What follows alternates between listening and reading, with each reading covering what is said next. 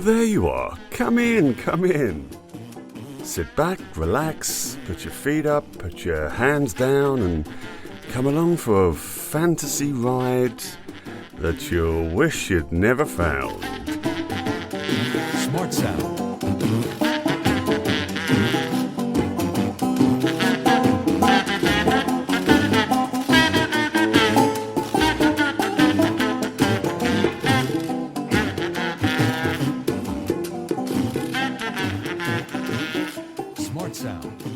And with me, as ever, is Benjamin Tinker-Taylor.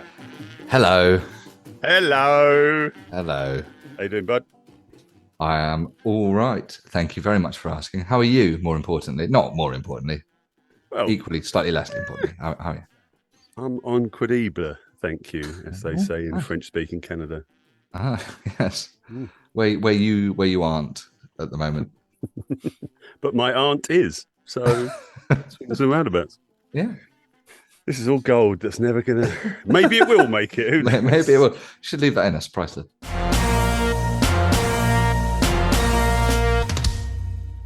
So, Ben, tell me about the time you wrote a book about a pig. Oh, yes. Okay. Yeah. Well, I'll start off by saying it's probably not actually quite right to say I wrote a book about a pig. I wrote a piece about a pig that was included in a book temporarily. Oh, go on, do tell. Well, are you familiar with the concept of amateur poetry?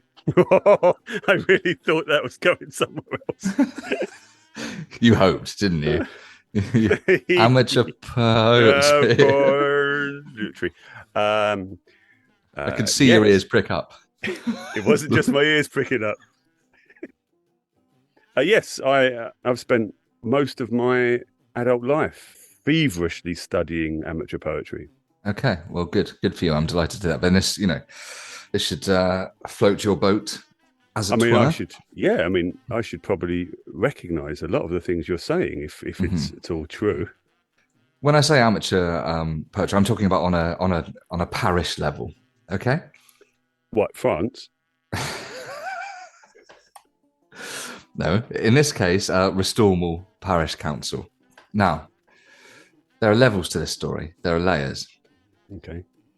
This was the time when I realised that politically I was too much of a hot potato for the Restormal Parish Council Amateur Poetry Association. Right? No exaggeration. Yep.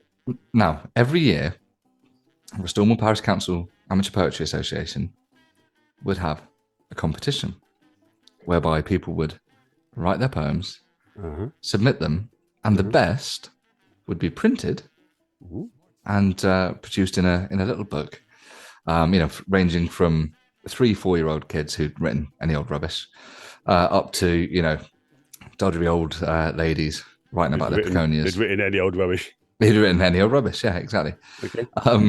Normally not very much to get excited about.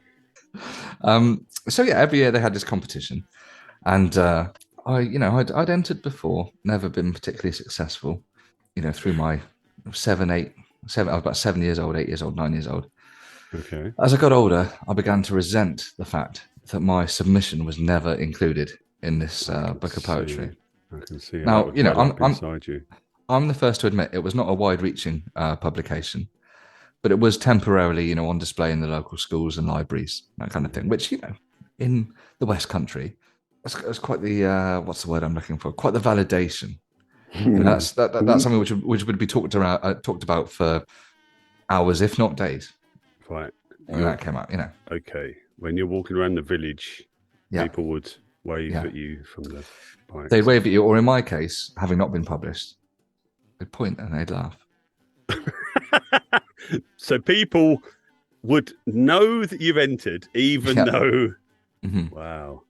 But by the time I'd reached the age, about 25, 26, this had grown too much. This was the burden. This was the itch that you couldn't scratch. Yes. This was Everyone's got to have a dream. This was mine. to be published in the Restormel Parish Council Amateur Poetry Association. Temporarily. Yeah, annual newsletter. Was it a quarterly publication, or annually, or semi-annually, or biannually? It was annually. Okay, yeah. It's just okay. And so each year there'd be a presentation from or a submission from a 5-year-old, 6-year-old, 7-year-old, all the way up to 80 or whatever. I think probably once it got past 65, it was 65 plus, which would win that age category and be printed. And I'd never achieved it, having started, as I say, quite young. So I'm now 25, 26. How was this? How did this affect your daily life?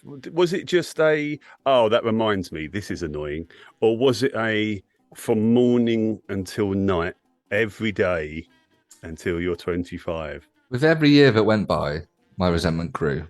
To the point when I was How did this affect your relationships or your working? None. I had none.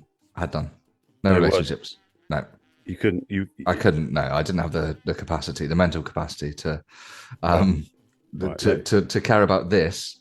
And someone else. You'd invested too much. Yeah, exactly. Yeah. Look at the greats. Look at Monet. Look at Kandinsky. Look at Van Gogh. I don't believe they were in relationships, unless, of course, they were. In which case, they weren't as committed as me. Is what I'd say. They could learn something from you. There's a lot that they could learn from me. Right. Okay. Particularly when it came to rhyming verse and couplets. Anyway, so yes, this is by the time I was 25, this was now a very burning resentment. I'd wake up in the morning. First thought. Yeah. I'd go to my desk. I had a desk in my room. Start scribbling away. Yeah. Think I'd come up every day the same. Think I'd come up with some gold. Go, wander away, have breakfast, come back, read it. It was rubbish. No. Crumple it up over my shoulder into the waste paper bin. I could just picture your room now. And as the years went on, the pictures or the posters on the walls were either torn off, or it was basically a den of despair. Would that be right? That's a pretty accurate? Yeah, I mean, by this stage, it was waist deep in crumpled paper. So I probably should have done something. I mean, the fire risk alone was pretty substantial. Good job I didn't smoke, or that would have been me gone. Don't know why I did that, because I had a laptop. With hindsight, that would have been much smarter. Yeah, but and recycling. I mean, I'm not big. I guess you couldn't. Not big on that in the West Country. No. The rest of the world doesn't matter, does it? Well, what we tend to do down there is treat every piece of paper, as a successful confirmed kill of a tree. Jesus Christ. Okay. Yeah. See, this is why no one likes people from Cornwall. Present company. Just going to take this opportunity to remind you that we are technically an ethnic minority. And I'm a guest on your podcast. Yes. So, every day I'd be getting up, going through this process, never anything. And I think it was one point I came to I thought I'd found the root of my issue. I was trying to make my poems too nice, too flowery. I was trying to appeal to the sort of the country fair crowd, the judges. Uh-huh. And so you weren't writing it from the heart. You were. No, I was trying. I was trying to please them. I think that's not what poetry's about, is it? No, it's not. No, I know this now, and that's very much what led me to get into trouble. Okay. So, at the tender age of 25, I decided it was time to change tack, come up with something that would really blow their socks off. Okay. Something a bit political. Oh, 25. So we're talking 2010 ish. Okay. Ish, yeah. Okay. Well, there wasn't much going on then, was there? Not what you'd think. Now, I must just reinforce the fact that this is a very small parish, society, poetry society. Most of the works are about, from the kids. It's all my cat named Timmy, Right, Anything more, from the soppy teenagers, it's usually like love letters, most of which to the same girl, let's be honest, being the West Country. Up to, most of the elderly ones were about their tulips or other horticultural item or affliction they decided to write about. So I thought, I'm going to come out of left field here. So I locked myself away for a period of about 2 months, 2.5 months. Okay. Barely ate, didn't drink. I'd occasionally lean out of my window and lick some moisture off of the Bramley apple tree just to sustain myself. Sometimes if I was, really feeling low on energy, I might have a leaf. Don't know why I did that. There were apples on the tree. But, an artist's mind is a strange thing, isn't it? In many ways, it's only a step away from that to cutting your ear off and sending it to someone in the post. So yeah, I write furiously for weeks and weeks, to say about 2.5 months, until finally it's ready. Okay. And I know it's ready when it's done. It's just in a way that Da Vinci, probably Da Vinci, Van Gogh took a step back from the Mona Lisa and knew it was done. Same process for me. The way that Michelangelo would have taken a step back when he'd finished David and gone, that's lovely, especially his tackle. When he'd finished David off? Yeah. Okay. I had the same feeling. Okay. And so they didn't do their stuff in blood, though. No. And again, yes. I mean, not the most hygienic way. There was an issue with me sending it in and then having to resubmit in ink. Yes, I know. But as far as I was concerned, that was a win because, hey, more paper. So, fuck the trees. Fuck the trees. Okay. But I submit my piece, as it were. And believe it or not, within the fortnight, I received a letter saying, congratulations. Hang on. What were you in all the 20 or so years that you'd entered? Had you felt this optimistic before? No, never. When you've struck gold, you know it, mate. Okay. So letter comes through the door. Congratulations. Your submission has been selected to be published in this year's Stormwall Parish Council Amateur Poetry Society annual compendium. Imagine my joy. You dropped to your knees. I dropped to my knees and I wept. I'm not ashamed to say I wept. I wept for 2 or 3 days, which wasn't ideal considering obviously I was pretty dehydrated by this point anyway. Quite a lot of windows you've got to lick to rehydrate yourself. Yeah.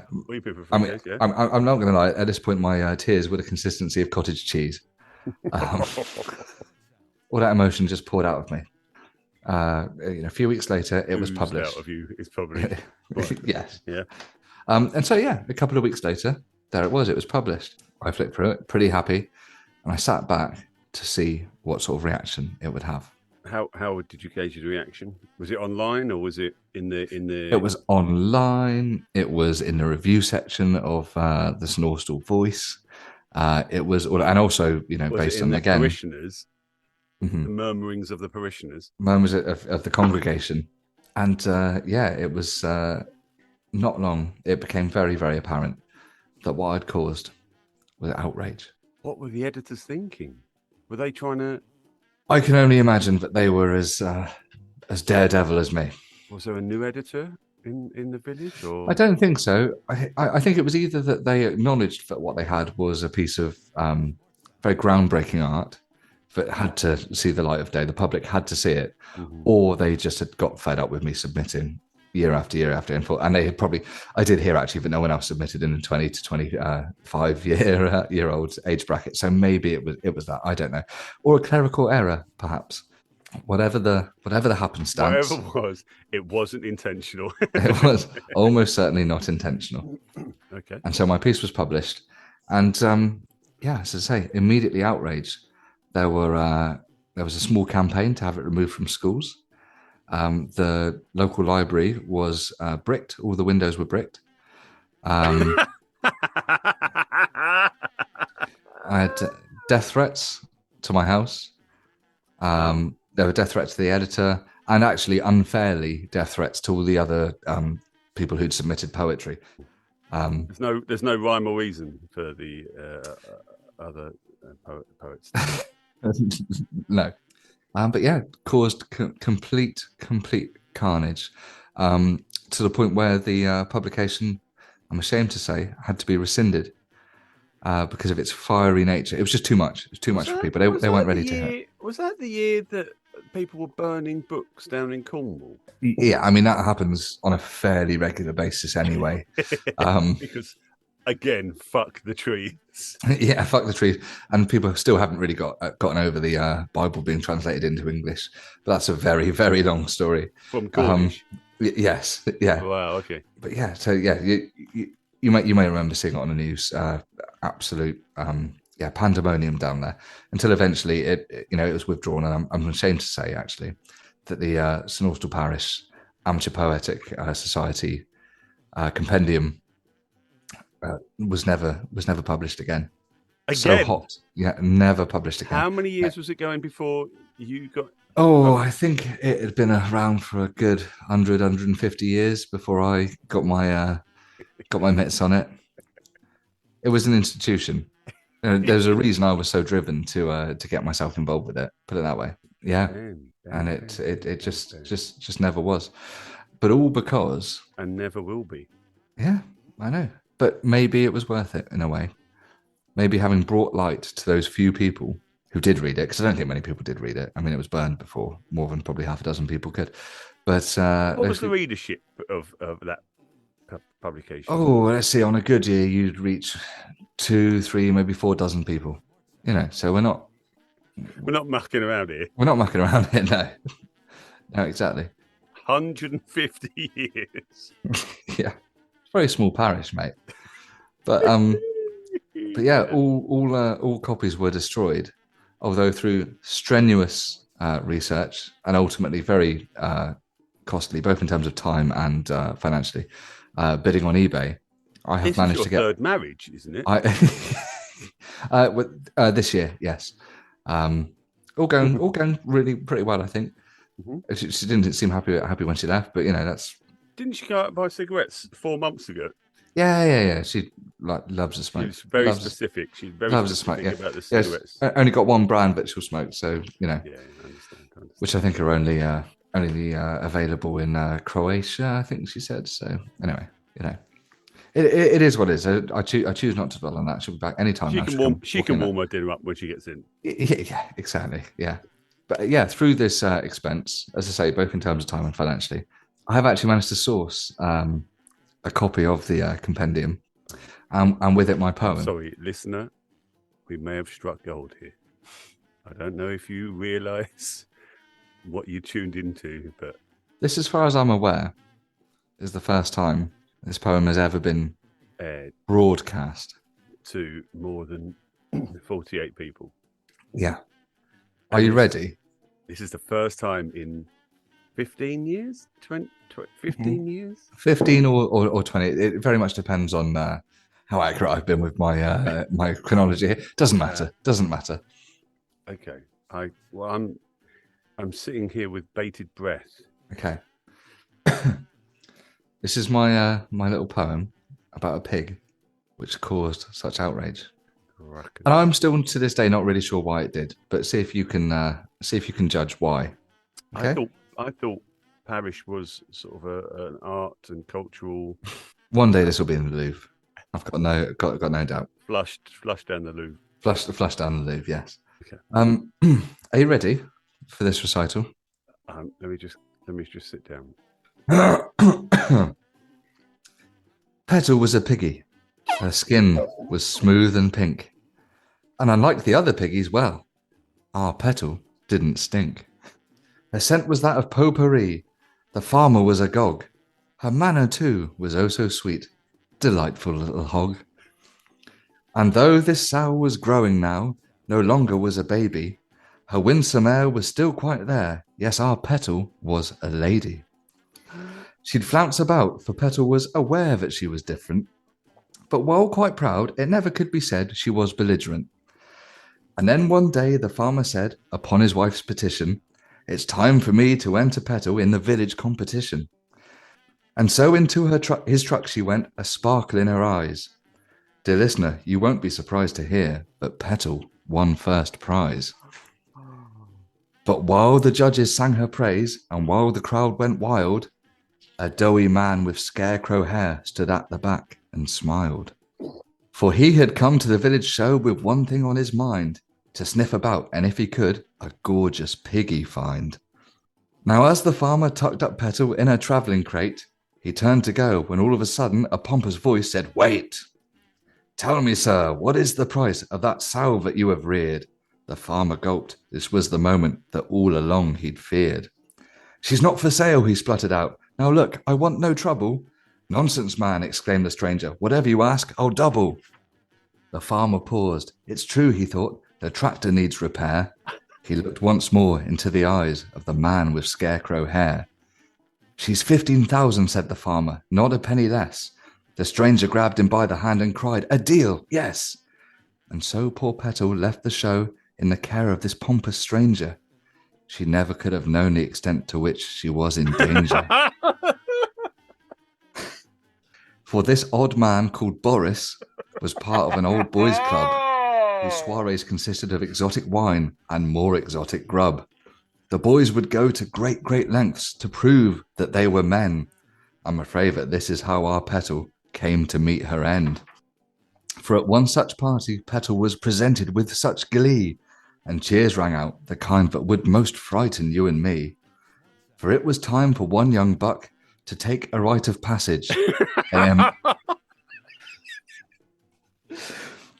a manner that I have to say was bound to be quite savage. Petal stood there terrified. Whatever could she do? The leering faces growing closer. Yes, trouble was a brew. "It's time," a voice rang out. "You know the task at hand." And then stepped forward a tuxedoed, turkey-faced young man. Now the details I will spare you, but he set on her with abandon. And that's the story of how our Petal was fucked to death by David Cameron.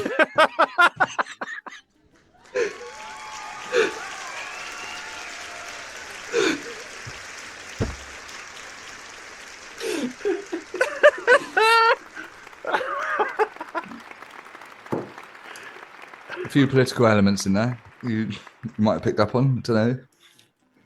That's a little bit spicy. I think you agree. But, you know, that went to a crescendo at the end.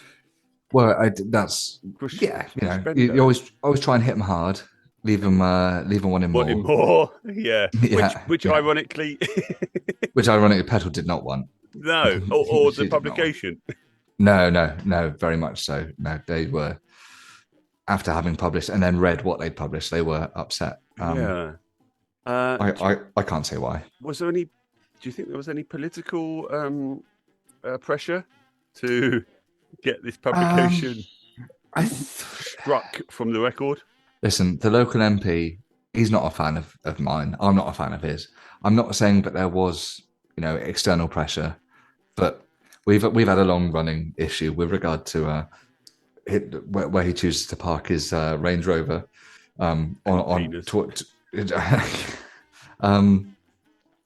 so yeah, it wouldn't surprise me if he put pressure on, to be honest. But an old boys club, innit? Which I think is very much the point I was trying to make in the poem. Yeah, very clever. Yeah, very perceptive. Well, thank you very much. I appreciate that. I guess was it a Tory? It was a Tory constituency. Oh yeah, of course it was. Sounds very Cornwall. Like Yeah, staunchly actually. Which is why I didn't see it as punching down. They didn't like you labouring the point, though, I guess. No, nice. They weren't particularly liberal. Nice. Yeah. Well, none of them are green with envy either.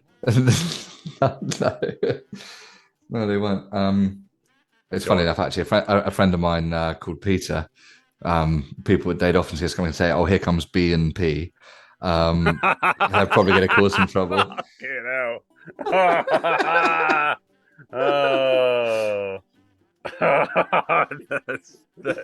Jesus Christ! You enjoyed that? I don't think I've ever seen a shoe on that big before. Okay, thank you, Ben. That was incroyable. My absolute pleasure. Alan Austen, could you please tell me and our listeners about the time that you ordered 400 custom-made cushions embroidered with an image of your own face? Oh yes. This takes me back. This was in the 80s. Spent a lot of time. My family spent a lot of time down in South America and Central America when Yeah, I was. I remember. Yeah, yeah. The story began when I was in Belize. Okay.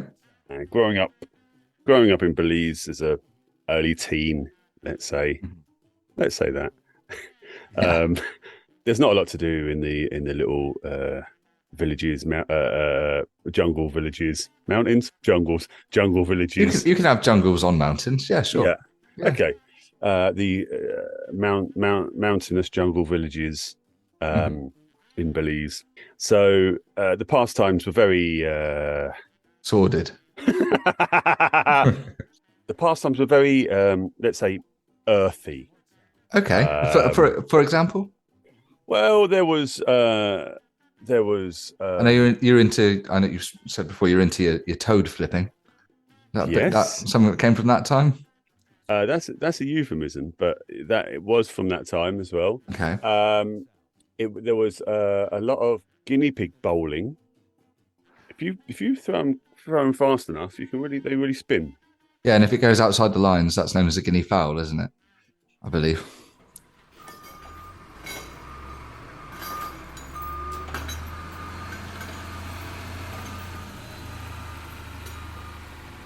Yep. Yeah. No, we're familiar with that. Yep. That's nicely played, my friend. Mm-hmm. Right. It was a real test when a boy enters into manhood. Oh right. Okay. Not in that way. Mm-hmm. It was the thing that was big in our rural community and the surrounding settlements was pig wrestling. Okay, right. Not guinea pigs now. We're talking full size. You practiced well as a youngster. You were wrestling guinea pigs. Sure. Yeah, you work your way up. Exactly, and they're furry. It's a lot. They're a lot more forgiving. They've got teeth on them, but you can pull them out. Yeah. So you'll struggle to find guinea pigs with teeth in Belize. Okay. Anyway, and is a guinea pig a good sort of practice step up to pigs? Because all I can think of that they really have in common is the word pig in their name. Mm-hmm. But is there a parallel in how they fight and working your way up, or it's just what was available? They twitch their noses quite a lot. Sure. Okay. Yeah. I can see that. Yeah. There's not really a comparison normally, but if you slap a guinea pig, their reaction is it's smaller, obviously, but it's very similar to how a fully grown sow or I'd imagine just shock and a look of, why have you just slapped me? Yeah, probably. But and also that was all we had up there. The llamas were useless. Okay. Yeah, sure. It's not. Yeah, it's not as fiery. No. As of course, notoriously guinea pigs are. Yeah, Central American guinea pigs they're like Tasmanian devils. Well, that's of course why llamas are such common pets for young children. Whereas guinea pigs are held in, such a certain degree of fear. Barbed wire, yeah, cattle prods. Cattle prods, yeah. Mm-hmm. It takes two people to feed a guinea pig at any one time. Yeah. So growing up, wrestled guinea pigs, toothless guinea pigs, and then you finally, when the adults of the village thought you were ready, then you graduate. That's when you get the that you get dirty. You get your hands dirty, literally, with a full-grown pig. with a full-grown pig. That's interesting. So there was no capybara phase at all, which, if I'm thinking of the right animal, is a big guinea pig. Quite a good cross between a quite good sort of equidistant between a guinea pig and a pig. There was no, but you skipped over that. You didn't go for the capybaras. No, they were a bit too sexual. Right. for Okay. us. Yeah. And I mean that from both sides of the equation. Yeah. Yeah. Now I get you. When you're training to be a fighter, you don't need your bits anywhere near them or their bits anywhere near you. No. Okay. It's sort of the opposite of the old adage, isn't it? You were a fighter, not a lover. That is exactly it. Mhm. And they've got little tufts of hair, and that can drive the rural villagers wild. Right. Okay. After No, I get you. I get you. some of the local hooch, moonshine. So yeah, they were about, but they were kept in special places for special occasions. Wedding nights and what have you. Yeah. Yes, exactly. Yeah, wedding nights and bar mitzvahs.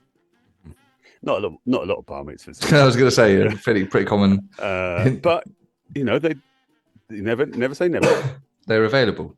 Yep. The mark of a good entertainer is to always be available, isn't it? Yes, Any event. So, in my village, I had an instinct for. It's going to sound bad. Growing up in Belize, I had a dark side, and I could see moves. I could see trotters coming before they even got to me. I could see the spiral tail whipping around in slow motion, and I was the village, surrounding area champion for two or 3 years, and that you don't get that kind of high status without being recognised in the region. No, sure. And that's when a bit like being big on the local poetry scene, I would imagine. It's very much, it's very much the same. Yeah, comparable, absolutely comparable. Yeah, but my paper was a pig, and my pen was your fists. My flying elbow drop. Wow. Okay. Right. So when you say wrestling, we're not talking, like American college wrestling where you just get down and grapple. We're talking. No. This was in a proper ring. We're talking like WWE style. Yeah. We had acrobatics. We had costumes. Yeah. Oh wow. Okay. Well, it completely changes how I was thinking about it. Yeah. No. So what was your wrestling name for this? I'm glad you asked. I was the wobbly limpet. The wobbly limpet. Okay, right, interesting. And what traits was it that you had that had brought this name? I normally like to drink before I fought. Okay. And also once I took you down, I was stuck to you. I didn't get off. Okay. And I had fungus on my back. Okay. Right. So I mean, for a landlocked country, is Belize landlocked? No, I just looked that up actually. Is it not? No, it's not. No, it's not. Because I was just going to mention about that, but no. For a non-landlocked country, we knew what limpets were. Sure. Even in Central Mountains, it's a big part of daily life. Not a big part of daily life, but that was the point. It was I wasn't one of the usual. I see. You were a bit exotic by nature of the fact you were, sort of Caucasian. Yeah, I get it. Okay, you'd come from the sea as far as they were concerned. I was like Neptune. I see. Yeah. Just a little bit of a step down from Neptune to Limpet, some would argue. Considering all the animals you could have been in between those two. shark, killer whale, you know, even dogfish. But Limpets have been around for millions of years. Yeah, fair point. Yep. A dogfish is no more. Dogfish have been around a long time as well. I will have you know, dogfish are no more evolved than limpets. They've been here millions of years. I would imagine limpets have been here longer. I would hazard a guess. I think that's probably a fair shout, yeah. So, fuck Neptune and fuck dogfish. Okay, you're the limpet. It's a badge of honor being called an aged crustacean from where in Belize. Yep. Parrot, shut up. Capybara, too sexy. Not about that. Not about that. No. You could give it a bite of a banana, and it's anyone's. A limpet. No. Focused. Exactly. Focused. One goal. Very focused little mollusk. Slash crustacean. I don't know which it is. Anyway, and because my notoriety, wobbly limpet. Wobbly limpet. But because of my notoriety, as is always the way in rural villages, that the army starts sniffing around. Okay. Looking for, they want the talent. Yeah, exactly. The pics of the villages. Mm-hmm. So I thought, I've wrestled every pig and climbed every mountain, followed every highway, recovered with every capoeira. What is it called? Capybara. I've wrestled every pig and I cuddled every capybara, and it was time to try adventures new. So I joined the army. Nothing really to write home about there. Just get on with it. Yeah, special dispensation, I assume, because you're a British national. They didn't care about that. That's fine. I got sausages on Friday. Okay, right. And very much like my own experience in the military, to be honest. So I enjoyed my time. I enjoyed my time in the army. Met some other pig wrestlers. Oh, really? Yeah. So this was a trait you think they sought out? Oh, made sense, I suppose. If you are if you're elite level pig wrestler in Belize, there's not a lot that you can't do military wise. Really? Okay. You need. That's interesting. There's a lot of transferable skills. Oh, okay. Well, that's interesting you mentioned that, because I was just going to ask. So what job were you given in the army? Were you, infantry? Were you a mortar or machine gunner? What was it about being able to wrestle pigs that was so useful to you in the army? I'm glad you asked, Ben.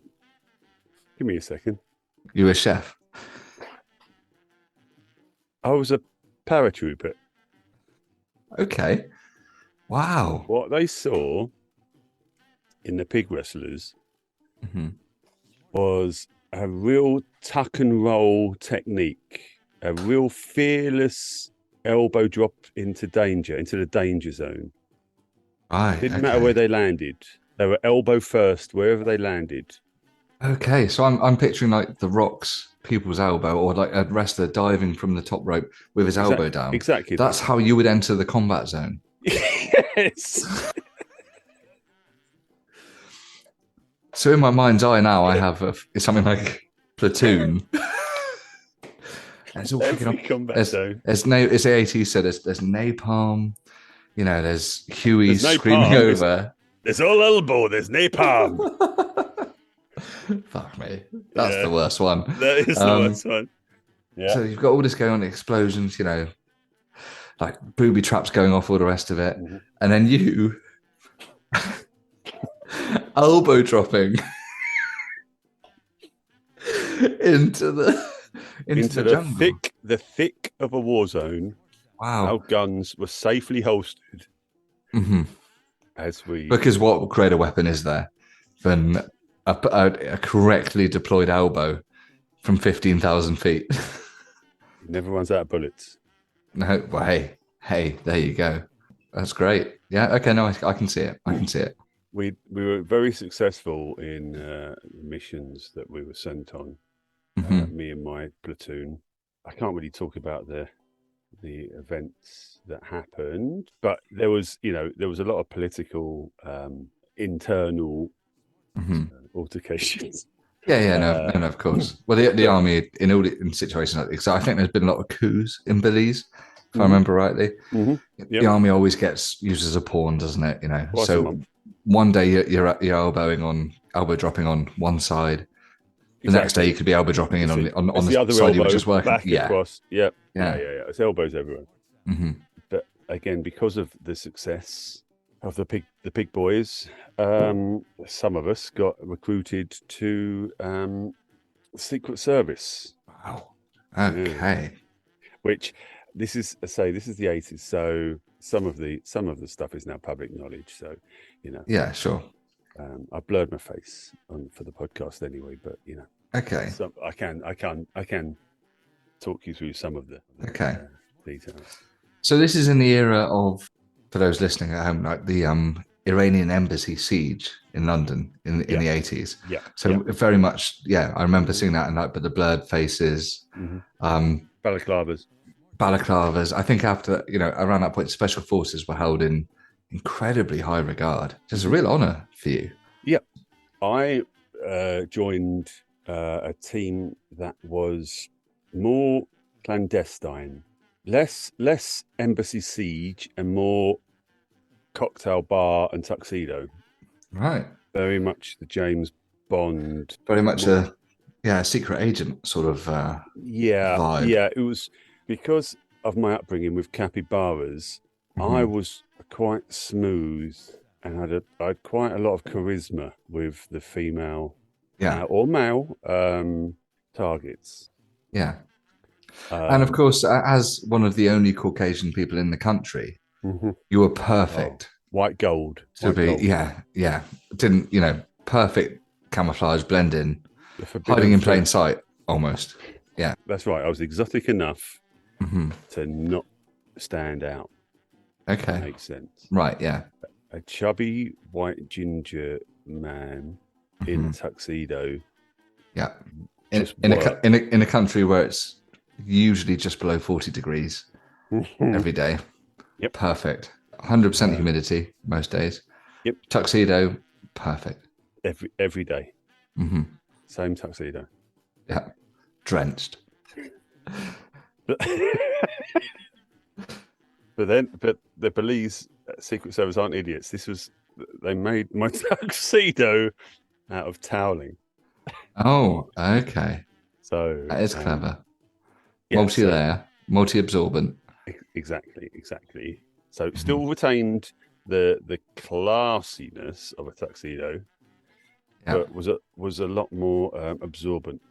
So luckily on the beach, I could blend in, being 90% towel, but still, like I say, still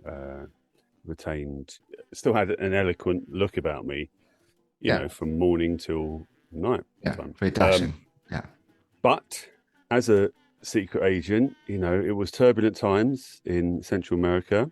The individual agents, they're pretty good. You don't wrestle pigs and woo capybaras.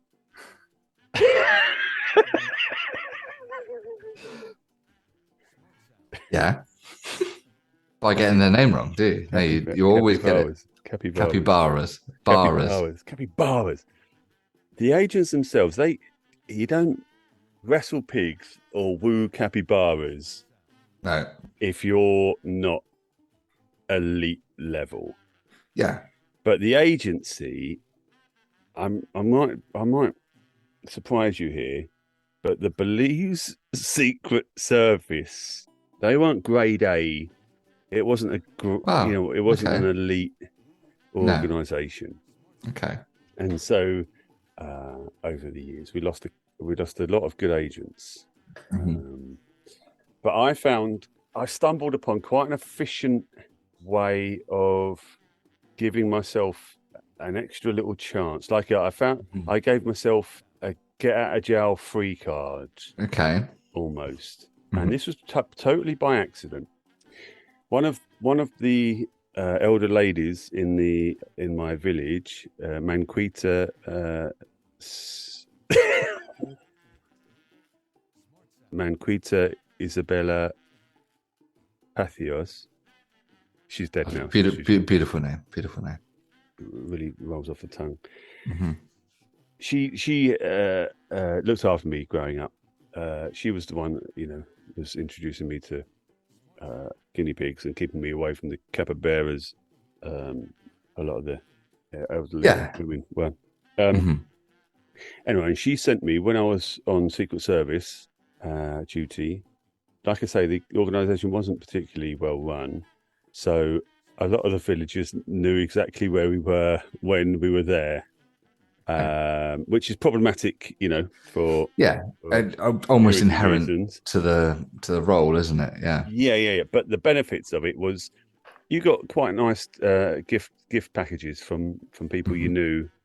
Okay. And one of the packages I got was from Manquita, and she'd embroidered, well, amongst other things, she'd embroidered my face onto a cushion, Oh, that's lovely. isn't it? Isn't it? It Oh, was how nice. quite a big Yeah. cushion. Yeah. Um, it was a picture of me sleeping, or that my face was sleeping, Okay. which she was like a mum or a nan to me, so Hmm. you Nothing just said what sinister it in was, that. but it was a Yeah. little bit strange that she must Hmm. have been watching me sleep while Hmm. embroidering it. Anyway, that saved my life. I don't know how Really? else to dress it up. Um, while on Secret Service and getting this package, I was tailing a mark, which is lingo. Yeah. Uh, After a schmoozing in the Hmm. cocktail bar, I retired back to my hotel room, and I do what I always do, and I go asleep on top of the desk. Right. Okay. And Why? I just Why? put Why? I Why put was that then? piles of papers piled up in Mhm. front of me, and I just hide behind them, looking Oh, I like see. I see. So, sort of, if look. anyone were to break in, they're expecting you to be in the bed. But they'll be confused with why there's so many piles of paper on the Hmm. desk, Crumpled and then poetry, look at probably the they'd assume. bed. Yeah, Hmm. and one time, literally a few days after I got this package, somebody did break in. A kill team did break in, and they saw my face asleep in the bed, and they went to work on me. Oh my goodness! So this is all sort of becoming. So this is why she embroidered you asleep. It was she almost had No, a no, sort of. she was just a creepy old lady, Oh right, but okay, right, fine. by sheer happenstance, Hmm. I'd left it on the bed, It was the and perfect decoy. it turned out to be the perfect decoy. Hmm. Luckily, I had some guinea pigs in a bag, Okay, keeping the old eye in, but in case. because I wasn't in the village. I was able to get some guinea pigs with teeth, Oh, and okay. So sort of R-rated guinea pigs, as it were. loaded, yeah, Yeah, loaded. loaded. Yeah, yeah. Um, and like I say, I'd always make sure I took a bag of them wherever I went, uh, Okay. and and more than once it saved my life again. Now So to an outsider, and mhm, pardon my ignorance, that would seem quite logistically challenged. So it's a bag of guinea pigs, mhm. Yep, all living, yeah, yeah, I assume. So you'd also have to. They're fine with the living arrangement. They're all in a bag together. That's fine. mhm. I assume they may be trained. I don't know. I don't know how the specifics, how the military there works. But you'd also have to be carrying lettuce, or hay, something like that for them to chow down on when they're not being called into action. No. You let them feed on each other. Oh, I see. It's This right. is how this It's is how you get them to be really aggressive right. when you I throw get them you. at people. Okay. Okay. So the bag when you first go on a mission is a lot bigger than the bag you take it back with you. Hmm. Not normally. Yeah. Okay. So, yeah, in this instance, in this initial encounter, I had six. I had a full magazine of guinea pigs, and I needed all of them to finish this kill squad off. But it stuck with me. My face took a pounding that night, Okay. and there's not a. There's been very few times where my face has taken a pounding, and I've enjoyed it. Right. I can believe. Well, I suppose I can believe that. Okay. But that got me to thinking. Like I say, turbulent times in Belize and surrounding countries. So I put an order in back at the village. Every Okay. time every time it was advertised that I was going on a mission back at home, Mhm. as is the Belize Secret Service's way of doing things, Mhm. the villagers would embroider cushions for me, my face on these cushions, but in different situations. A smiling face, a sad face, and a half asleep face, and a sleep face, a face looking at a phone, a cross-eyed face. Every face that you can think of. They would Okay. they would send me in gift packages, Mhm. and when I was on a mission, I would basically have, hand luggage for my essentials and my weaponry. Yeah. I would Guinea have pigs. Yeah. a bag, a second bag for guinea pigs, Mhm. and then I would have a suitcase in the hold with Yeah. just entirely made up of cushions with my face on it. So you're always flying sort of commercial flights at this point. We didn't. The police Secret Service didn't have a lot of money. Okay. So they're all chartered flights. Yeah, You just yep. you just get on it, they buy a ticket and hope it was overflying wherever it was that the target was. Hmm. Okay. Yeah. My flannel tuxedo was looking a little bit weathered after a couple of years of service. Like I It say, would have been. didn't have a lot of money, so Mhm. I had to make do. I got quite good at darning and my embroidery skills. Don't swear, please. Come on.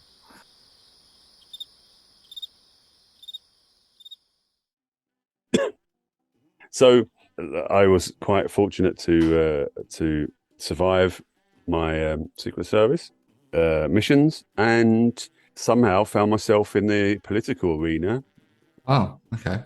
because of Oh, my okay. my work, and because Hmm. my work wasn't particularly secret in the Secret No, Service. I'm well None of, regarded none of by us the was. Yep. people.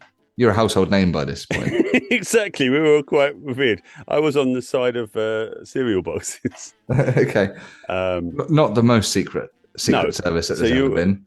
So yeah, I ended up becoming the political advisor, the right-hand man, right elbow of the Oh, of the okay. president. Right. Yeah. And again, because of the public dominion that I was in, Hmm.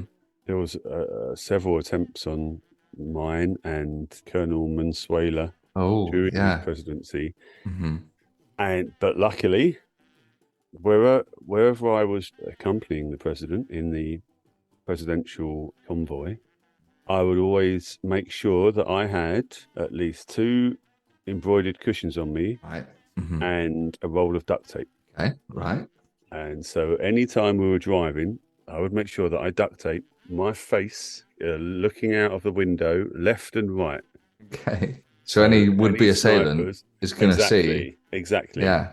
And were you picky about which cushions you used? Because you said they had all facial expressions. So Hmm. one cross-eyed, maybe. Hmm. You Hmm. just used what you had to hand. Such was the disdain that the people felt for you, and you know, or the administration clearly felt for them. They would accept that maybe you were just pulling faces at them out of the window as you went past. It was a toolbox. It's a toolbox. Yeah. I was quite because I was the political analyst. I was quite good at gauging the mood. So it was cross-eyed. My go-to was cross-eyed because that really captured. Yeah, it's going to confuse a lot of people, isn't it? As well. Yeah, they don't know who I'm looking at. No. And basically, I had to retire when the villagers stopped sending cushions. Right. Okay. That showed that their trust had waned, or their faith had waned, I suppose. That's the problem with politics, isn't it? Of course it is, I was no longer the wobbly limpet. I was no longer their hero. I was just another the country boy done political good. Yeah. And it was a sad day when the last cushion got a bullet. It would have been. I could cross-eyed. Could imagine it would have been. Yeah. So no, all that's left is your face then. Your actual face. You don't want anything to happen to that, do you? I mean, it's only Belize. The only stuffing of my face now is of my own greed and gluttony. I see. Wow, what a tragic shadow roller coaster it was. Yeah, of a previous very, very important existence. Wow, what a story. So that was the time. That was the story of the time that I had 400 cushions embroidered with my own face on it, cross-eyed and not cross-eyed. Wow. I feel like we've gone quite political on this podcast so far. This has been the political episode, hasn't it? Yeah. Fucking pigs, fucking capybaras, fucking everything. Fucking capybaras, thank you. Trying not to. Trying to. Not being allowed to. Not being allowed to.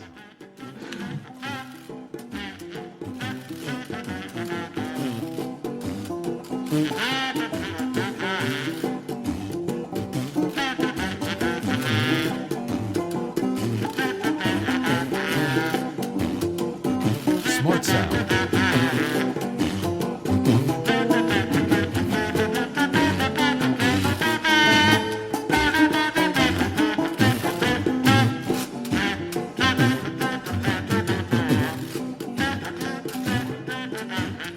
Smart sound.